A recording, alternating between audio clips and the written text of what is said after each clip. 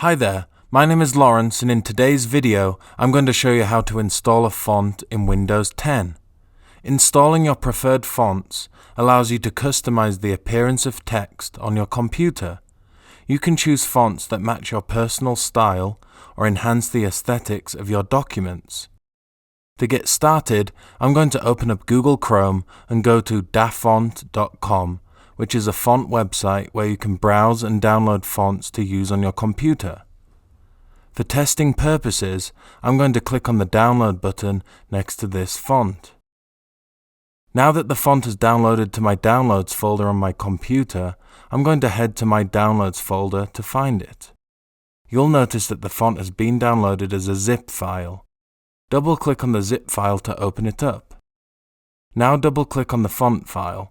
A dialog window will now open up, displaying a preview of the font. To install the font, click on the Install button that's located at the top left of the dialog window.